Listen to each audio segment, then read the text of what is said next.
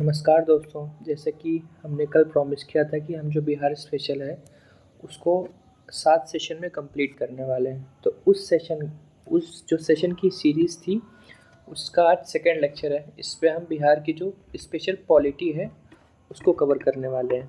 तो अगर आपको ये इनिशिएटिव पसंद आ रहा है तो आप हमारे चैनल को सब्सक्राइब करें और अपने सभी दोस्तों के साथ शेयर करें ताकि वो भी इस सेशन जो हम सेशंस ले रहे हैं उनसे बेनिफिट ले सकें।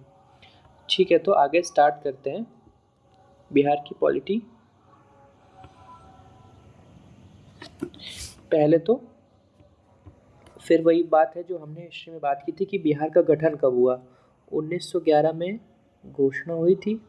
उसके बाद 1912 में फॉर्मली बिहार का जो गठन हो गया था। उसके बाद फिर जो पहले चुनाव हुए थे वो हुए थे 1937 में। तब मतलब विधानसभा में 152 सीटें थी, मतलब स्टेट लेजिस्लेटिव असेंबली में 152 सीट्स थी और स्टेट लेजिस्लेटिव काउंसिल में 30 सीट्स थी। और उनमें से टोटल 152 में कुछ सीटें जो थी वो रिजर्व थी। तो ये एक्चुअली में पुराना हो चुका है, अब तो काफ़ी बदलाव हो गया है, तो ये आपको याद करने की आवश्यकता नहीं है। फिर ये तब का बता रहे हैं जब आज़ादी के तुरंत बाद चुनाव हुए थे। तो उसमें से 98 सीट्स पे कांग्रेस ने जीता था और 20 सीट्स पे मुस्लिम लीग ने जीता था। ये भी इम्पोर्टेंट नहीं है। फिर आगे चलते हैं। नहीं, ये तब का नहीं है, ये एक्चुअली में तब का है जब 1937 में इलेक्शंस हुए थे। तो तब कांग्रेस ने 98 सीट्स पे जीत दर्ज की थी और मुस्लिम लीग ने 20 सीटों पे जीत दर्ज की थी। फिर क्या हुआ था कि इन्होंने पहले, क्योंकि कांग्रेस की मेजॉरिटी थी, तो कांग्रेस के लीडर थे श्री कृष्ण सिंह, उन्हें सरकार बनाने का निमंत्रण मिला। बट उन्होंने बोला कि जब तक उनको राजनीतिक स्वायत्तता नहीं मिलती है तब तक वो पद स्वीकार नहीं करेंगे। तो फिर कांग्रेस ने क्या किया, फिर इंडिपेंडेंट पार्टी के मोहम्मद यूनुस ने अल्टरनेटिव गवर्नमेंट बनाई। कब बनाई? 1937 में। तो इस प्रकार से मोहम्मद यूनुस बिहार के पहले प्रधानमंत्री बने। तो पहले जो मुख्यमंत्री का पद होता था उसको प्रधानमंत्री भी कहा जाता था। तो अगर ये पूछा जाए कि बिहार के पहले प्रधानमंत्री कौन थे, एक्चुअली में ऐसा पूछा नहीं जाएगा, बट अगर पूछा जाए और इस तरह के ऑप्शंस रहे कि मोहम्मद यूनुस, तो फिर आप मोहम्मद यूनुस लगाएंगे। और एक क्या कन्फ्यूज़न रहता है, कभी कभी पूछते हैं कि श्री कृष्ण सिंह और मोहम्मद यूनुस में पूछते हैं कि कौन हुआ। तो अगर कार्यकारी पूछे तो मोहम्मद यूनुस हुए थे, और अगर फुल टाइम पूछे तो श्री कृष्ण सिंह हुए थे। और अगर दोनों ही ऑप्शन में है और ये भी क्लियर नहीं है कि कौन हुए थे, और ये पूछे कि पहला कौन हुआ था, तो हमको मोहम्मद यूनुस की तरफ जाना है। फिर आगे चलते हैं। लेकिन मोहम्मद यूनुस ने अल्टरनेटिव गवर्नमेंट बनाई थी। फिर क्या हुआ कि जो गवर्नर था ब्रिटिश गवर्नमेंट का और जो कांग्रेस थी उसकी मध्य एक सहमति बन गई। जो भी मांगे रखी थी उनमें एक कॉम्प्रोमाइज़ हो गया। तो फिर मोहम्मद यूनुस जी ने इस्तीफा दे दिया और श्री कृष्ण सिंह ने बिहार में सरकार बनाई। और फिर उस सरकार में डॉक्टर सच्चिदानंद सिन्हा वो विधानसभा के प्रोटेम स्पीकर नियुक्त हुए और श्री राम दयालु सिंह अध्यक्ष बने, मतलब कि स्पीकर। और फिर प्रोफेसर अब्दुल बारी ये डिप्टी स्पीकर चुने गए। फिर उसके बाद 1939 में, जैसे कि आपको पता है कि जब लॉर्ड लिनलिथगो ने कांग्रेस से बिना सहमति के वर्ल्ड वॉर 2 में शामिल होने की सहमति दे दी थी, तो कांग्रेस के पूरा कैबिनेट ने इस्तीफा दे दिया था। तो ये वही बात करी गई है। फिर वही 1939 से 1945 ईस्वी तक विधानसभा का कोई गठन नहीं हुआ। फिर दोबारा से जीओआई एक्ट 1935 के हिसाब से 1946 में अगेन इलेक्शंस हुए। उसमें फिर श्री कृष्ण सिंह के नेतृत्व वाली सरकार ने मुख्यमंत्री पद संभाला। तो ये सारे आपको याद रखते हैं। अब इसमें से अगर मोस्ट इम्पॉर्टेंट की बात करें तो वो ये है कि बिहार कब अलग बना? 1912 में। पहले बिहार के मुख्यमंत्री कौन थे? मोहम्मद यूनुस। लेकिन याद करने वाली बात यह है कि वो कार्यकारी थे। उसके बाद क्या हुआ था? एक मिनट। उसके बाद ये हुआ था कि अगर कार्यवाहक ना पूछकर फुल टाइम पूछे तो वो श्री कृष्ण सिंह थे। देन फिर 1946 में चुनाव हुए और फिर श्री कृष्ण सिंह ने मुख्यमंत्री का पद संभाला। अब आगे चलते हैं। फिर बात कर रहे हैं कि जब हमारी जो संविधान सभा बनी उसमें 39 सदस्य थे, जिसमें अगर बिहार की बात करें तो सरोजिनी नायडू जी थी बिहार से, डॉक्टर राजेंद्र प्रसाद थे और डॉक्टर सच्चिदानंद सिन्हा थे, और श्री जगजीवन राम उस संविधान सभा में मतलब कॉन्स्टिट्यूशन असेंबली में शामिल थे ये लोग। फिर अब आज़ादी के बाद की बात करें तो पहला आम चुनाव हुआ था वो 1952 ईस्वी में हुआ था, जिसमें 330 सीट्स के लिए चुनाव हुआ था। ये इतना इम्पोर्टेंट नहीं है। फिर लेकिन ये बात याद रखने वाली कि स्वतंत्र बिहार के मतलब इंडिपेंडेंट बिहार के जो पहले मुख्यमंत्री थे वो भी श्री कृष्ण सिंह थे।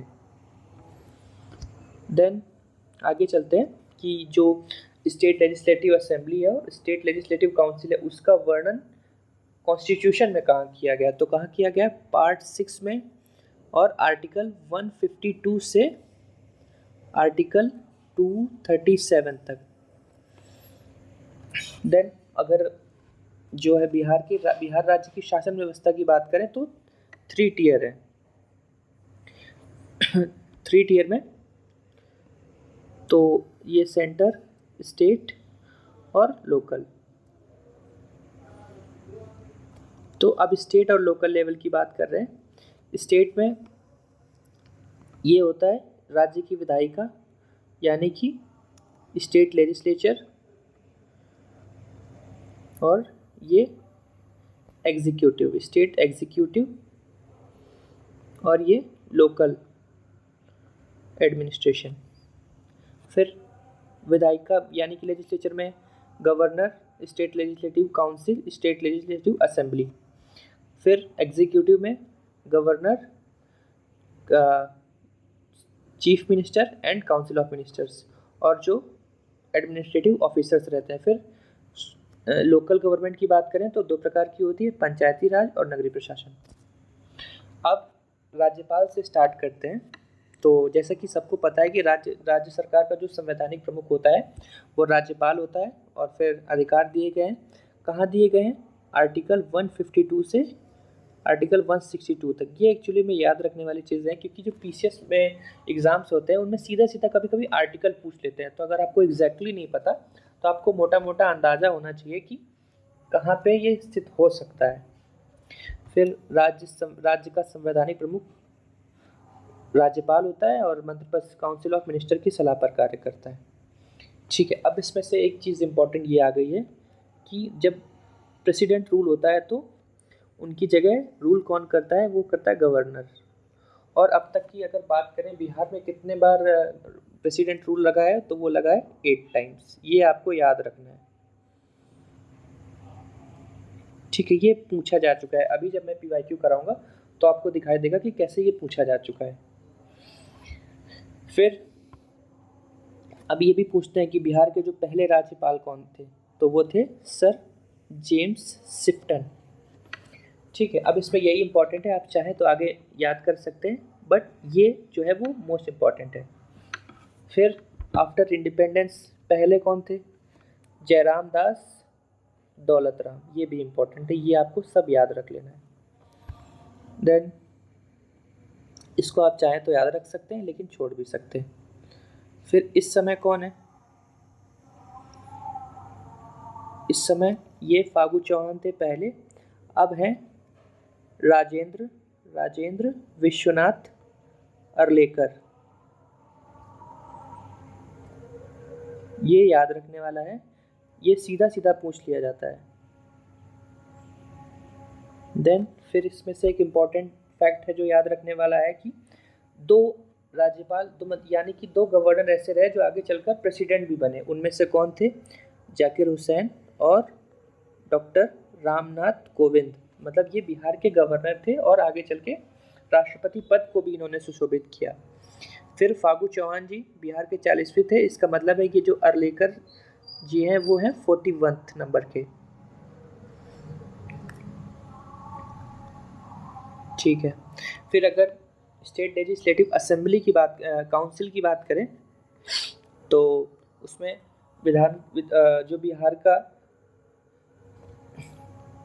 स्टेट लेजिस्लेचर है वो बाई कैमरल है। ये हमने कल भी बात की थी। बाई कैमरल है तो बाई कैमरल में स्टेट लेजिस्लेटिव काउंसिल जो है वो उच्च सदन है जैसे कि राज्यसभा, और स्टेट लेजिस्लेटिव असेंबली जो है वो निम्न सदन है जैसे कि हमारे यहाँ जो सेंटर लेवल पे है वहाँ पे लोकसभा है। फिर आगे बात करते विधान परिषद यानी कि स्टेट लेजिस्लेटिव काउंसिल का वर्णन कहाँ है, ये आर्टिकल 169 में। ये सीधा सीधा पूछ लेते हैं तो आपको ये याद कर लेना है, इसमें आपको कोई लापरवाही नहीं करनी है। फिर अगर स्टेट लेजिस्लेटिव काउंसिल की जो संरचना है उसकी बात करें तो वो कहाँ दिया गया है, आर्टिकल 171 में। और अगर उनके मेंबर्स की बात करें तो ये एक इम्पॉर्टेंट चीज़ है कि मैक्सिमम कितने होने चाहिए और मिनिमम कितने होने चाहिए स्टेट लेजिस्लेटिव काउंसिल के लिए। तो मैक्सिमम होने चाहिए 1/3 ऑफ स्टेट लेजिस्लेटिव असेंबली और मिनिमम 40। ये आपको याद कर लेना है बिल्कुल। आगे चलते हैं तो विधान परिषद की पहली बैठक कब हुई थी, तो वो हुई थी 20 जनवरी 1913 को। कहाँ हुई थी, पटना कॉलेज में। अब विधान परिषद में कितनी सीटें हैं बिहार में, तो वो है 75। Number of seats in state legislative council is 75 in Bihar. Then ये तो पता ही होगा कि 6 वर्षों का कार्यकाल होता है। अब इसमें से ये इंपॉर्टेंट चीज़ है, ये पूछा जाता है, कभी कभी मैचिंग में भी आ जाता है, कभी कभी सीधे पूछ लेते हैं कि कितने जो सदस्य हैं वो स्नातकों द्वारा चुने जाते हैं, कितने टीचर्स के द्वारा चुने जाते हैं, कितने गवर्नर नॉमिनेट करता है। तो उसमें जो 1/3 है, इसको याद करने की ट्रिक क्या है, 1/12 और 1/12 ये हो गए टीचर और ये हो गए ग्रेजुएट। ठीक है, दोनों एजुकेशन से रिलेटेड है तो ये मिला के हो गया 1/6। ठीक है, अब ये 1/6 में 1/6 और जोड़ा तो ये हो गए 1/3। ये 1/6 कौन वाले हैं, जो गवर्नर नॉमिनेट करता है। ठीक है, अब फिर 1/3 में 1/3 जोड़ा तो ये हो गया, ये वाले जो कौन से हैं वो है पंचायत स्थानीय निकायों द्वारा, मतलब कि पंचायत प्लस म्यूनिसिपैलिटी द्वारा। ठीक है, और इसमें फिर 1/3 जोड़ा, वो कौन से हैं, वो स्टेट लेजिस्लेटिव असेंबली के लोग जो चुनते हैं। इस तरह से आप याद कर सकते हैं। फिर आगे बात करते हैं, अगर विधानसभा यानी कि स्टेट लेजिस्लेटिव असेंबली की बात करें बिहार की, तो वो निम्न सदन है जो कि एक अस्थायी सदन है। इसका जो अगर वर्णन की बात करें तो वो आर्टिकल 170, मतलब स्टेट लेजिस्लेटिव काउंसिल है 169 में और स्टेट लेजिस्लेटिव असेंबली है आर्टिकल 170 में। फिर इसमें वही चीज़ है कि मैक्सिमम कितने हो सकते हैं और मिनिमम कितने हो सकते हैं। तो मिनिमम हो सकते हैं 60 और मैक्सिमम हो सकते हैं 500। ठीक है, तो इसी हिसाब से अगर बिहार की बात करें तो बिहार में है संख्या स्टेट लेजिस्लेटिव असेंबली की, वो है 243। फिर इसमें से एक चीज़ और पूछ लेते हैं कि पहली बैठक कब हुई, तो पहली बैठक हुई 7 Feb 1921 को। अब बात करें, जैसे हमने बता दिया था सीटें जो है वो 243 है। 243 में हमने कल भी इसके बारे में बताया था जब जनरल डिस्कशन किया था। 243 में 40 सीट्स रिजर्व हैं, 40 सीट्स जो हैं वो रिजर्व हैं। उसमें से जो 38 है वो है एससी के लिए और जो 2 है वो एसटी के लिए रिजर्व है सीट। ये आपको याद रख लेना है। फिर एक ये भी बताया कि एक सीट जो थी वो पहले एंग्लो इंडियन के लिए रिजर्व थी, बट 104th कॉन्स्टिट्यूशन अमेंडमेंट में इस चीज़ को हटा दिया गया है। तो अब यही है कि 38 जो है वो एससी के लिए हैं और जो 2 सीट्स हैं वो शेड्यूल्ड ट्राइब्स के लिए रिजर्व हैं। फिर ये तो कॉमन है कि जो कार्यकाल है वो 5 वर्षों का होता है। ठीक है, अब इसमें जो है इसमें आपको यही याद रखना है कि वर्तमान में कितना है स्टेट लेजिस्लेटिव असेंबली के जो मेंबर्स हैं करेंटली कितने 243। देन फिर मुख्यमंत्री की बात कर लेते हैं। तो जो स्टेट एग्जीक्यूटिव होता है उसका हेड कौन होता है, वो होता है चीफ मिनिस्टर। और चीफ मिनिस्टर का जो वर्णन है वो कॉन्स्टिट्यूशन में कहाँ दिया गया है, वो दिया गया है आर्टिकल 163 में। देन ये तो वही बात है कि जो काउंसिल ऑफ मिनिस्टर है उसको हेड कौन करता है, तो सीएम करता है। ठीक है, और सीएम को जो कंपैरिजन है वो जैसे सेंटर में हमारे प्रधानमंत्री हैं वैसे स्टेट में हमारे सीएम हैं। फिर अब जो हमने पहले बात की थी, पहले जो थे वो मोहम्मद यूनुस थे।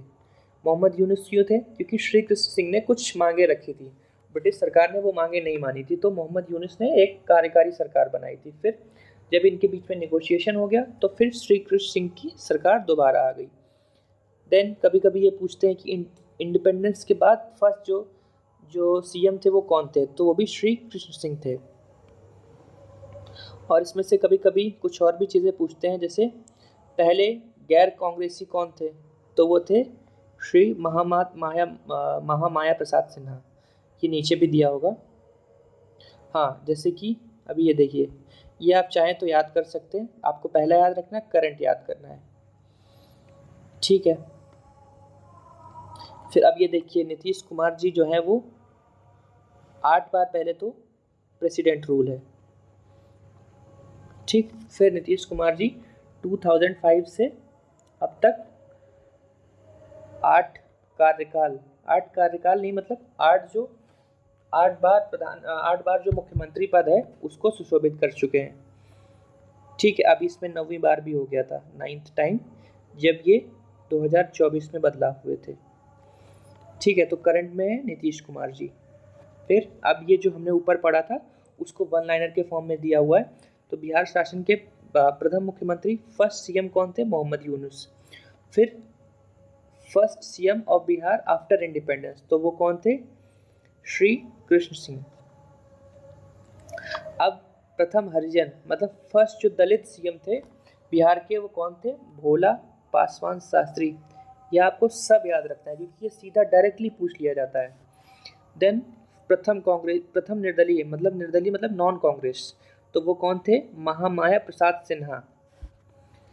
Then first Muslim chief minister कौन से थे, वो थे अब्दुल गफूर।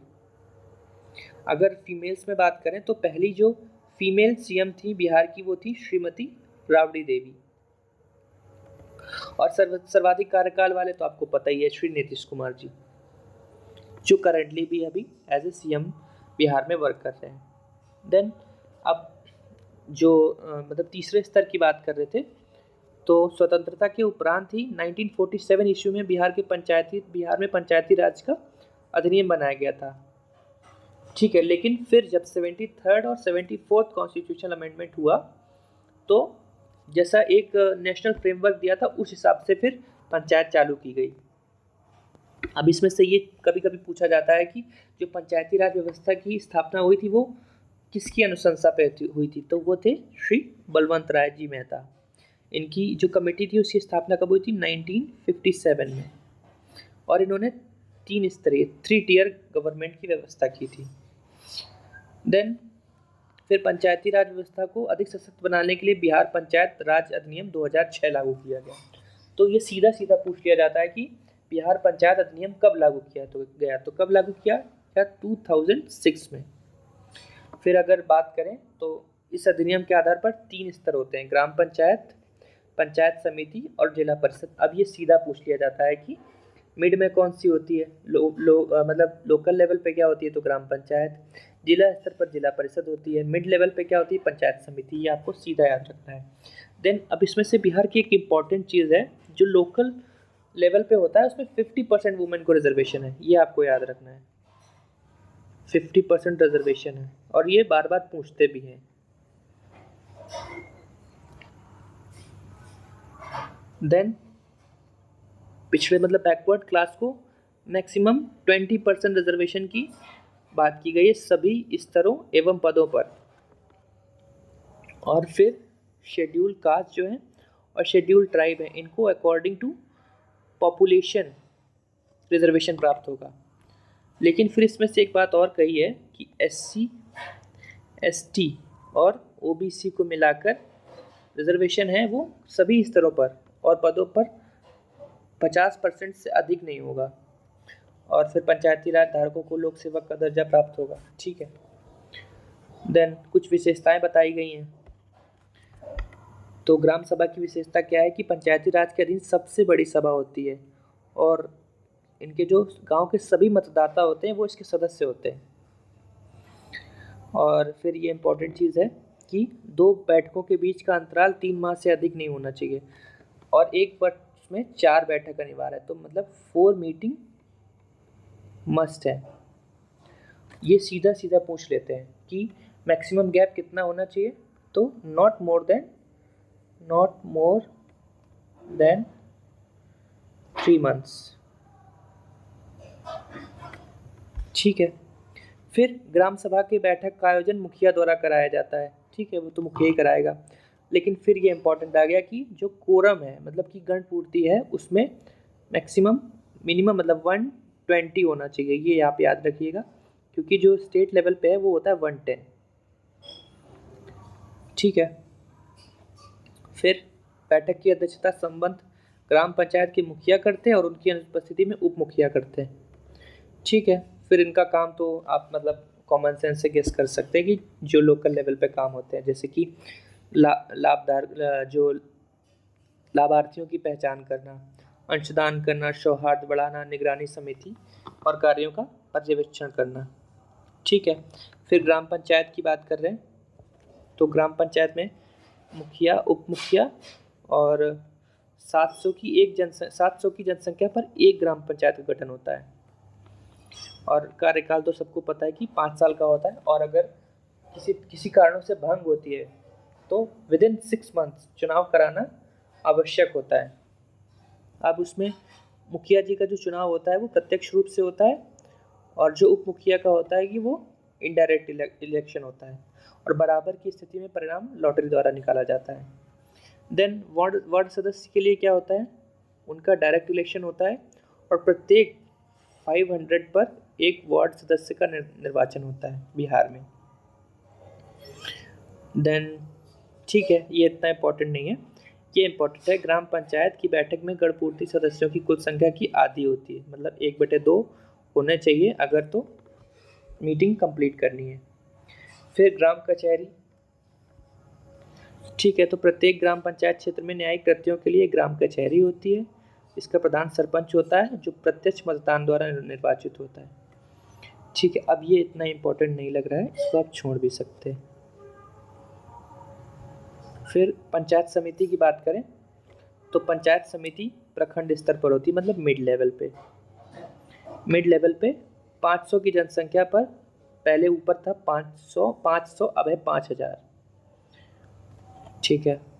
फिर पंचायत समिति के सदस्य जो भी होते हैं वो डायरेक्ट इलेक्शन द्वारा चुने जाते हैं। ठीक है, तो अब इतना ही इम्पोर्टेंट है, आप इसको चाहे तो पढ़ सकते हैं चाहे तो स्किप कर सकते हैं। ये इतना इम्पोर्टेंट नहीं है क्योंकि जब PYQ एनालिसिस करेंगे तो इस तरह के सवाल नहीं पूछे गए। फिर अगर डिस्ट्रिक्ट लेवल पे बात करें तो जिला परिषद होती है, डिस्ट्रिक्ट काउंसिल, और इनका काम क्या होता है कि ये डिस्ट्रिक्ट लेवल पे होती हैं तो ब्लॉक लेवल पे और विलेज लेवल पे उनको गाइड करते हैं। और फिर जैसे कि पहले बात किया था 500 विलेज लेवल पे, 5000 ब्लॉक लेवल पे और 50,000 डिस्ट्रिक्ट लेवल पे, इनमें सदस्य चुने जाते हैं। फिर जिला परिषद के निर्वाचित सदस्यों में एक अध्यक्ष होगा और एक उपाध्यक्ष होगा जो इनडायरेक्ट इलेक्शन द्वारा चुना जाता है। और फिर ये बात कर रहे हैं कि कौन त्यागपत्र किसको देता है, ये इतना इम्पोर्टेंट नहीं है, चाहे तो पढ़ सकते हैं और चाहे तो स्किप भी करा जा सकता है। देन फिर ये एक टेबल दी गई है कि कौन किसको त्यागपत्र देता है, तो ये इतना इम्पोर्टेंट नहीं है, आप इसको भी स्किप कर सकते हैं। फिर अब म्यूनिसिपल कॉरपोरेशन की बात करते हैं तो 74th अमेंडमेंट 1992 से बना था। देन फिर अब ये पूछा जा सकता है कि बिहार जो है म्यूनिसिपल कॉरपोरेशन एक्ट कब पारित किया गया था, तो वो था 2007 में। देन जो नगरीय प्रशासन होता है वो 3 लेवल पे होता है, जैसे कि पंचायत होता है, नगर निगम सबसे बड़े के लिए, नगर परिषद मिड लेवल के लिए और नगर पंचायत छोटे लेवल के लिए। तो टोटल जो बिहार में नगर निकाय हैं वो हैं 261 और नगर निगम कितने 19 और नगर म्यूनिसिपल कॉरपोरेशन कितने 88 और नगर पंचायत कितने 154। ठीक है, तो इस तरह से हमने जो लेजिस्लेचर पार्ट था उसको डिस्कस कर लिया है। अब बात करते हैं जुडिशरी की। तो ठीक है, इसमें से क्या पूछते हैं कि पटना उच्च न्यायालय है, एक उच्च न्यायालय है बिहार में, पटना उच्च न्यायालय, पटना हाई कोर्ट। ठीक है, उसकी स्थापना किस अधिनियम से की गई थी? Government of India act 1909, GOI 1909। ठीक है, तो अब ये पूछते हैं कि बिहार उच्च न्यायालय की स्थापना कब हुई थी? 3 फरवरी 1916 को। देन इसके जो फर्स्ट चीफ जस्टिस थे वो कौन थे? सर एडवर्ड मेनार्ड डेस चैम्प्स केमियर। ये याद रखने वाला है आपको, ये पूछ लेना चाहिए, मतलब ये आपको याद कर लेना है। अब करेंटली नंबर ऑफ जस्टिस की बात करें तो 29 जस्टिस है, 29 जज है, 29 जज है और एडिशनल जज है 14 एडिशनल। ठीक है, फिर बिहार में न्यायिक व्यवस्था जिला एवं अनुमंडल स्तर पर अधीनस्थ न्यायालय मतलब सबऑर्डिनेट कोर्ट्स हैं।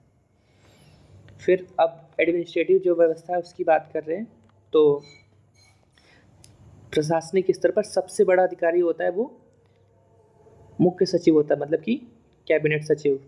देन ब्लॉक लेवल पे कमिश्नर, जिला लेवल पे डिस्ट्रिक्ट मजिस्ट्रेट और अनुमंडल पदाधिकारी यानी कि SDO। और फिर प्रखंड या अंचल लेवल पे होता है BDO और अंचल अधिकारी या CO। फिर प्रशासनिक दृष्टि से राज्य का प्रशासनिक प्रधान मुख्य सचिव होता है। ठीक है, कैबिनेट सेक्रेटरी होता है, चीफ सेक्रेटरी होता है। ठीक है, तो मुख्य सचिव सचिवालय का प्रधान भी होता है। ये UPSC का PYQ है कि जो कैबिनेट सेक्रेटरीट होता है उसका प्रधान कौन होता है? तो कौन होता है? Chief secretary. और जो चीफ सेक्रेटरी होता है वो प्रधानमंत्री का मुख्य सलाहकार होता है। ठीक है, तो इस तरह से जो हमने बिहार की पॉलिटी थी उसको डिस्कस कर लिया है। अब आगे चलते हैं, इसी जो हमने डिस्कशन किया था उसी आधार पर जो बिहार की पॉलिटी से रिलेटेड MCQs पहले आ चुके हैं विभिन्न एग्जामों में, जो कि PPSC द्वारा कंडक्ट कराए जाते हैं, उनको हम डिस्कस कर लेते हैं।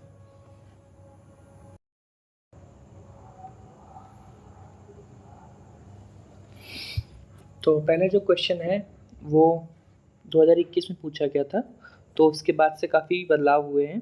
तो 2021 के हिसाब से ही देख लेते हैं कि उस समय, जैसे कि मैंने अभी जब बात की थी, तो उस समय बिहार के राज्यपाल कौन थे? तो वो थे श्री फागू चौहान जी। और बिहार के मुख्यमंत्री जी नीतीश कुमार ही थे। और मुख्य न्यायाधीश थे वो थे श्री संजय करोल जी। और चीफ इलेक्शन कमिश्नर कौन थे? श्री HR श्रीनिवास।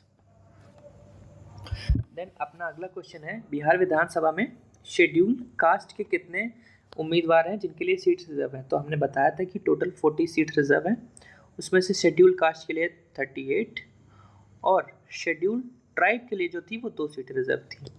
तो इसका आंसर हो जाएगा A। फिर बिहार में पंचायत निकायों के लिए महिलाओं को 50% रिजर्वेशन था, वो किस वर्ष दिया गया? तो मैंने जैसे पहले बताया था कि जो ईयर आते हैं वो आपको याद कर लेने। तो किस वर्ष दिया गया था? तो वो दिया गया था 2006 में। देन आगे बात करते हैं, झारखंड बनाने के लिए बिहार को किस वर्ष में विभाजित किया गया था? तो हमने पहले बात की थी कि 15 नवंबर, मतलब कि कल वाले वीडियो में बात की थी पहले सेशन में, 15 नवंबर 2000 को। तो वो है 2000। ठीक है, अब ये क्वेश्चन मैंने जब बताया था जो 5वां नंबर है, तो कहा था कि आप याद कर लेना, बिहार स्टेट लेजिस्लेटिव काउंसिल की पहली बैठक किस वर्ष बुलाई गई? तो कब बुलाई गई थी? वो बुलाई गई थी 1913 में। कहाँ बुलाई गई थी? बांकीपुर पटना में। बिहार में प्रथम समेकित चेक पोस्ट कब स्थापित किया गया? यानी कि when was the first integrated check post was established in Bihar? कब किया गया था? तो वो किया गया था 2018 में। अब ये कहाँ किया गया था ये आप देख लीजिएगा। तो वो किया गया था जोगबनी बिहार और विरतनगर नेपाल के बीच में। स्वतंत्र बिहार का प्रथम राज्यपाल कौन था? तो अभी हमने जो बताया था कौन था, जयराम दास दौलतराम। सी ऑप्शन सही हो जाएगा। देन रामविलास पासवान जी जो थे उन्होंने अपना राजनीतिक सफर किस राजनीतिक दल से प्रारंभ किया था? तो वो था संयुक्त सोशलिस्ट पार्टी। ये एक्चुअली में उस टाइम उनकी डेथ हुई थी तो इसलिए ये इंपॉर्टेंट था, उन्होंने पूछ लिया था। देन आगे बात करते हैं बिहार के प्रथम मुख्यमंत्री कौन थे? तो मैंने पहले बताया था अगर श्री कृष्ण सिंह और मोहम्मद यूनुस है तो आप मोहम्मद यूनुस को पहले लगाएंगे, बट यहाँ पे क्योंकि मोहम्मद यूनुस नहीं है तो आपको श्री कृष्ण सिंह ही लगाना है। ए नंबर सही हो जाएगा। आगे चलते हैं 10वें नंबर पे। तो ये पूछ रहे हैं कि वर्ष 2019 में आर के सिंह ने बिहार के किस निर्वाचन क्षेत्र से सीट जीती थी? तो वो सी है। अब इस तरह का कुछ आ सकता है इस बार भी, तो अब इतना तो नहीं याद किया जा सकता कि 243 सीट्स हैं उनको हर आप याद कर लें।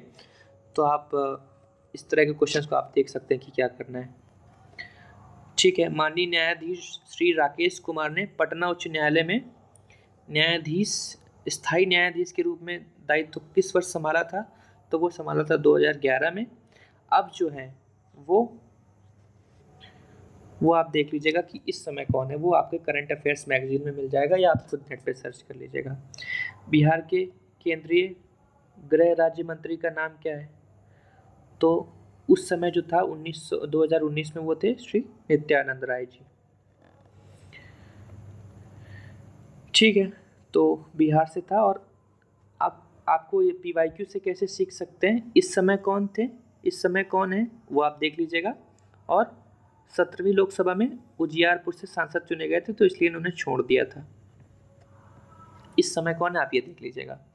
फिर निम्नलिखित में किस राज्य को केंद्र सरकार द्वारा विशेष श्रेणी मतलब स्पेशल कैटेगरी स्टेटस नहीं मिला है? तो जैसे कि अगर आप करंट अफेयर्स देखते रहते हैं तो आपको पता होगा कि बिहार हमेशा से स्पेशल कैटेगरी स्टेटस की मांग करता रहा है झारखंड के अलग होने के बाद, तो बिहार को नहीं दिया गया है।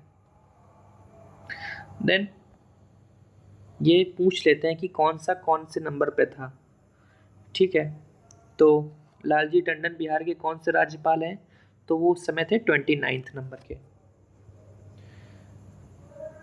अब जैसे कि मैंने पहले बताया था कि जाकिर हुसैन जी और डॉक्टर रामनाथ कोविंद जी ऐसे 2 गवर्नर थे जो कि प्रेसिडेंट बनने से पहले बिहार के गवर्नर थे। तो क्या पूछ रहा है कि राष्ट्रपति चुने जाने से पूर्व श्री रामनाथ कोविंद जी कहाँ के गवर्नर थे? तो कहाँ के गवर्नर थे? बिहार के। देन वर्ष 2015-16 के लिए इंदिरा गांधी अवार्ड किससे सम्मानित किया गया था? तो ये करंट अफेयर्स का पार्ट है, तो आप उस टाइम जैसे TM कृष्णा को दिया गया था और आप इस बार का भी देख लेंगे कि किसे दिया गया। इनमें से किसने बिहार के पहले कांग्रेस मंत्री सभा का नेतृत्व किया था? तो किसने किया था? जैसा कि हम पहले बात कर चुके हैं, वो थे श्री कृष्ण सिंह जी। तो हमारा डी ऑप्शन सही हो जाएगा। देन किस अधिनियम के तहत बिहार एक अलग राज्य बना था? तो बिहार एक अलग राज्य कब बना था? वो बना था 1936 में। ठीक है, तो 1936 में बना था, इसका मतलब है कि गवर्नमेंट ऑफ इंडिया एक्ट 1935 के तहत बना होगा। तो जैसा हमने पहले बताया था कि पहले तो ये बिहार, उड़ीसा और बंगाल ये तीनों एक थे। 1911 में नोटिफिकेशन, 1912 में ये दोनों अलग हुए, फिर 1936 में बिहार अलग हो गया उड़ीसा से। तो इस तरह से हमारा जो आंसर हो जाएगा वो ए हो जाएगा।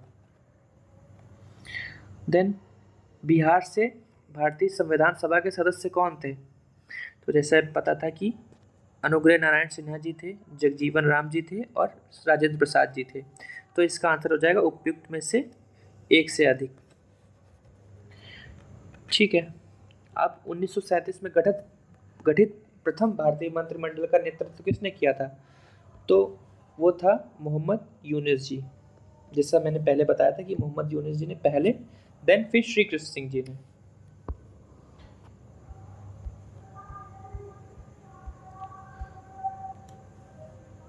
21 नंबर की बात करें तो इस समय बिहार के डिप्टी सीएम कौन थे उस समय? वो थे तेजस्वी यादव। इस समय कौन है? श्री सम्राट चौधरी जी। ये आप याद कर लीजिएगा। बिहार के मुख्यमंत्री की नियुक्ति किसने की थी? तो मुख्यमंत्री की नियुक्ति कौन करता है? राज्यपाल ही करता है। बिहार से लोकसभा में कितने सदस्य चुने जाते हैं? जैसा कल बताया था कि 40। ये फिर देख बता देता हूँ। स्टेट लेजिस्लेटिव असेंबली में सीटें हैं 243। स्टेट लेजिस्लेटिव काउंसिल में सीटें हैं 75। लोकसभा में सीटें हैं 40 बिहार से। राज्यसभा में सीटें हैं 16 बिहार से। बिहार का राष्ट्रीय त्यौहार कौन सा है? तो वो है छठ पूजा। बिहार पंचायती राज अधिनियम में ग्राम पंचायत की अवधि 5 वर्षों की निर्धारित है। तो इसकी गणना कब से की जाती है? तो वो की जाती है पहली बैठक से। ठीक है, आगे चलते हैं 26 नंबर क्वेश्चन में। बिहार पंचायती राज अधिनियम 2006 में 2 ग्राम बैठकों के बीच अधिकतम अवधि कितनी हो सकती है? तो वो हो सकती है 3 महीने। ये आप अगर पहले से याद है तो ठीक है, नहीं तो अब आप याद कर लीजिएगा। मुखिया स्वहस्ताक्षरित आवेदन देकर अपने पद से परित्याग कर सकता है। बिहार पंचायती राज अधिनियम 2006 के अंतर्गत उससे अपना आवेदन किसे देना पड़ेगा? तो किसे देना पड़ेगा? वो हो जाएगा जिला पंचायत राज पदाधिकारी को। फिर आगे है ग्राम सभा एक या एक से अधिक संख्या में निगरानी समिति का गठन कर सकती है। इस समिति का गठन किनसे किया जा सकता है? तो ग्राम सभा के लिए जैसा पहले बताया था जब हमने डिस्कस किया था, तो ग्राम सभा में कौन से होते हैं? निगरानी समिति का गठन कर सकती है। गठन किनसे किया जा सकता है? तो वो ऐसे व्यक्ति जो ग्राम पंचायत के सदस्य ना हो, क्योंकि अगर वही हो जाएंगे तो कैसे ही निगरानी करेंगे।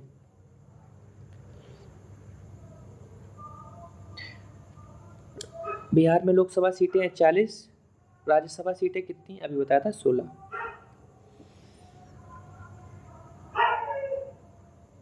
तीस नंबर की बात करें, निम्नलिखित में से राष्ट्रपतियों में किसका जन्म जो हुआ था वो बिहार में हुआ था? तो वो थे डॉक्टर राजेंद्र प्रसाद। देन जीरादेई में हुआ था, ये भी कभी कभी पूछ लेता है। किसान बाबूराव एक सामाजिक कार्यकर्ता से भी जाने जाते हैं, कौन थे?